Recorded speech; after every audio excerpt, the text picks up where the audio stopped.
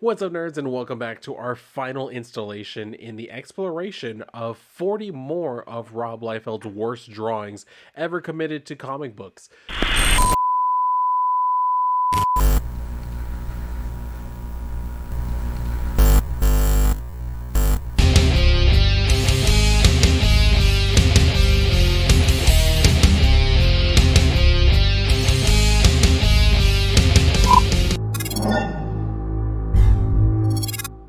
Alright, so here we go with numbers 10 through number 1. Let's jump right into it. So first we have this kind of sort of an homage to Bart Simpson in the opening of The Simpsons, right? Oh, Robert, your tawdry escapades will certainly go down in the Ribaldry Hall of Fame. I don't even know what sort of clothing Suprema, is meant to be pulling off slash removing here. Perhaps she is merely pulling taffy while wearing her skirt. That's probably it. If I were Suprema, I would never stop screaming. I would probably get my front spine checked out, as well as my broken clavicle and my extremely narrow set of abs between two of my larger sets of abs, because that is probably a hernia. Number 9, we go back over to Captain America. We've already seen issues 1 and 2, and this is the cover for number 3. Captain America's shield is lens flaring in the rain at night.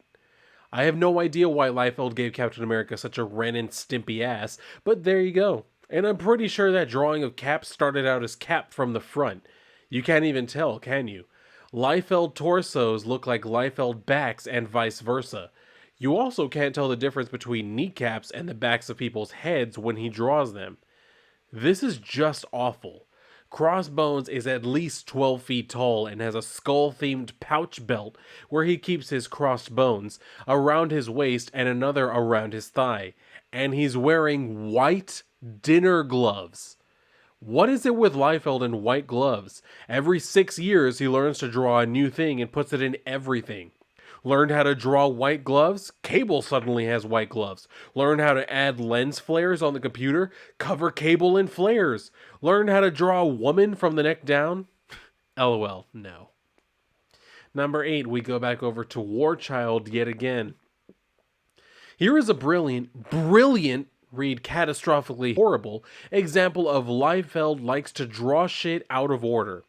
In the original pencil drawing for this cover, do you imagine War Child was ever meant to be holding a sword? Or that sword at any rate? Number 1, extend index and middle finger of right hand. Bend slightly at first knuckle. 2, clench fingers and thumb of left hand together like you're making a chicken's head with your hand. 3, press right and left hand together. 4, now hold a fucking 7-foot sword. Once again, the blade of the sword doesn't even come close to meeting up with the handle of the sword, but I guess when you're adding it all in after the fact, it doesn't matter. Oh no. He was holding his wang in his first draft, wasn't he? Just pointing his peener right at the audience. Also, what is going on with the blood in that guy's mouth in the background? Does blood form in a web and I just never knew that before? Holy shit, I can't believe Rob Liefeld never invented an edgy version of Spider-Man called Blood Web. He could have a shitty haircut and pouches or something. Maybe have a couple of swords on his back and carry a gun that looks like a hairdryer. I don't know, I'm just spitballing here, Rob. You're the professional. Number 7, we've looked at this particular art before. I will flex so hard, I will bend this sword, and also clench my fist in such a way as to have the sword handle come out of some indeterminate point somewhere on the other side of it. Let's not deal with the angle of the sword and the angle of the reflection and exactly what course Cannonball is taking towards Shatterstar and or his sword. It would take too long and be too big of a headache, and nobody cares, least of all Rob Liefeld. So let's just agree LOL and move along to the next talking point. Rob Liefeld would just keep adding lines to shit. Just keep adding lines and won't stop until his pen runs dry or his assistant comes by and wrestles Rob's arm free of the drawing board. No person exists with that amount of striation in their muscles. No one. Look at how many side abs he gave Shatterstar. It's like a bowl of peanut M&Ms. Let's take just a moment to talk about composition for a moment. At first glance, you think, hey, The sword comes to the foreground and gives space to the character in the reflection. The negative space suggests the off-screen character. But no, it doesn't. Liefeld just found a way to draw less. Hey, if I move him over here, I only have to draw one arm and just part of one thigh. I don't even have to draw a second hand. Second hands are tricky because the thumb is on the other side on the second one. No one will even notice that he's just sort of awkwardly standing there with his sword held over his ding-dong area and flexing the shit out of every muscle. It's the perfect crime. Number 6, we come over to Shadowhawk, and I have like 4 of this particular cover. Hi, my name is Rob Liefeld. For Halloween, I'm dressing up as Jay Lee. Bill referred to this one as Rob trying to Sylvester it up. And I think the lesson we learn is that when Liefeld deviates from his natural style of guns and pouches and guys with no feet gritting their teeth, the only thing he can draw are the dogs from Ghostbusters. You'd think he would have at least put Shadowhawk on a black background, but I guess that ruins the shitty comic book Terry Richardson thing he's going for. Notice how much longer Shadowhawk's legs are than his arms. If dude stood up, he'd be a Tyrannosaurus. This is also another concerning example of Liefeld not knowing that the two halves of the butt are supposed to work together to make one thing and aren't just pecs at the end of the legs. Number 5. Again, when I was just searching Rob Liefeld, this particular page came up. Modern day Liefeld occasionally goes for what he feels is a more photorealistic approach, except that his version of photorealistic usually translates to crinkle-faced, horse-skulled pig snoutery. The guy on the right is Sam Guthrie, aka Cannonball, who is supposed to be anywhere between 17 and 25 depending on who is editing the comic. The guy on the left, I don't know, so we'll just call him Soul Patch Jones. I don't know how old Soul Patch Jones is supposed to be, but I'm going to guess significantly older than Sam, because he's Tanner. There's literally no way to tell any sort of age difference between these characters. They look like they're both 80. Cannonball looks like Morgan Fairchild looked into the Ark of the Covenant. This is Liefeld's idea of an ideal face, everyone. A jawline you can slice roast beef on, and 8-inch cheekbones. Skin like onion paper that's been pounded with a meat tenderizer. A philtrum you can store cashew in, and lips the texture of red vines. And of course, floppy bangs. Number 4, we go back to his whole shrink thing. Yeah, shrink is like finding out Bill Keane has died and put Joseph Kony in charge of the family circus. They're so bad I can't believe they're real. Unless Rob Liefeld is secretly my 75-year-old grandfather or Tom Green. There's no explanation for him drawing a melting snowman with the caption, "Be cool, snowman, chill out," under it. No fucking explanation. There's also no explanation for the amount of hack laziness necessary to draw something that big and still put scribbles on the diploma. I guess I should be congratulating him for not putting the snowman against a white background. I think graphically drawn dick holes with ziggy punchlines is objectively the worst comic strip you could create. Joking or not, Rob Liefeld has given a terrible thing to the world and should be punished for it. This shit wouldn't even fly in highlights for children. Gallant would take one look at this garbage and throw it in the toilet. Goofus would probably publish it and call it Awesome Comics. Number 3, back over to Youngblood stuff, and we just have... God... another bedrock thing. This is the prototype of that Captain America drawing, and I honestly can't decide if this is worse or better. What sort of reference guides do you suppose Liefeld looks at for drawing musculature and anatomy? I'm kidding, of course. Hey dudes, how many abs are on a guy? Like 1 million? Shit, wait, what do abs look like? They're like those small edamame looking things, right? I'll just stick those in there. Nice. Hey, how do veins work? They're all crisscrossy, right? What am I talking about? They gotta transport blood everywhere, right? So they probably just intersect and overlap all over the place. Easy as cake. Hey, come over here. How does a shirt look where the arm meets the chest? What's that? Like a cat's asshole?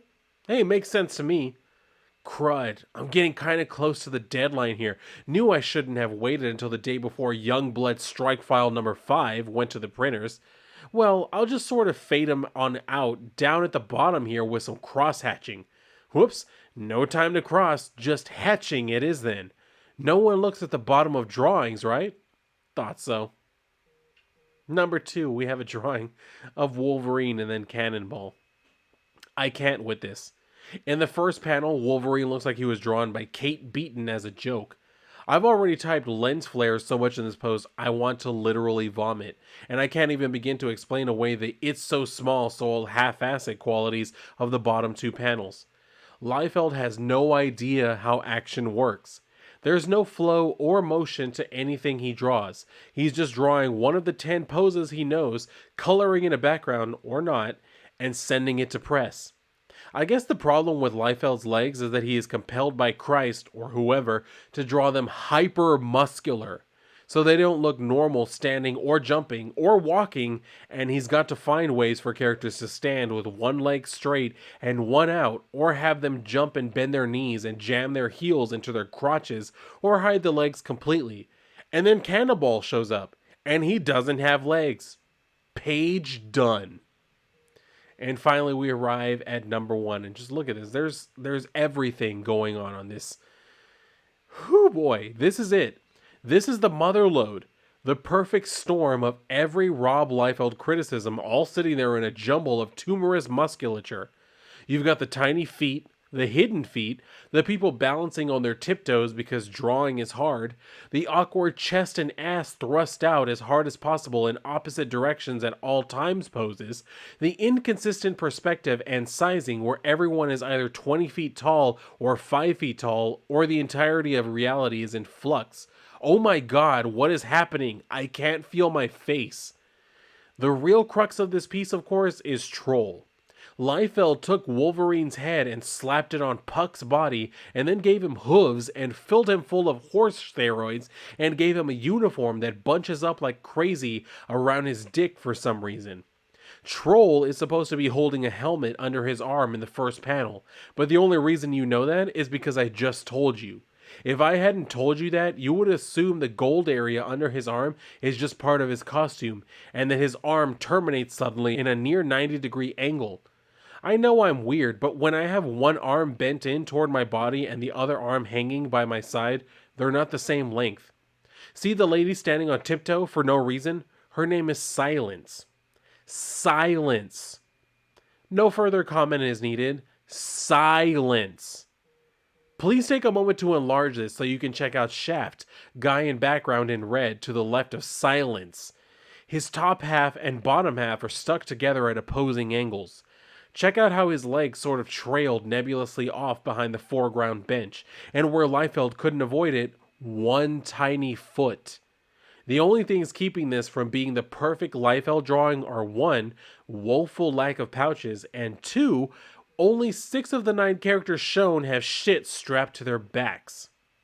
And there we have it. We made it through the second set of the 40 worst Rob Liefeld drawings, and that is unfortunately it. As was mentioned at the beginning of this, I feel like we could have made so many more videos about this, and who knows, maybe at some point I will, but I don't really hate myself enough to keep looking through Rob Liefeld's art to find even more examples of how terrible it is. So this might just have to do it, but I mean, at least there were altogether 8 parts of just looking at Rob Liefeld's art and making fun of it, so at least you have that to fall back upon. But yeah, I can't bother to look at this anymore. I have to go and look at literally anything else before I feel like self-deleting myself.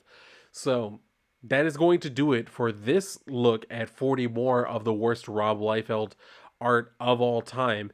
But like I said, he's still doing stuff. There's still work out there from him, and he's still doing the same thing. So you could basically still apply this to pretty much anything he's still doing.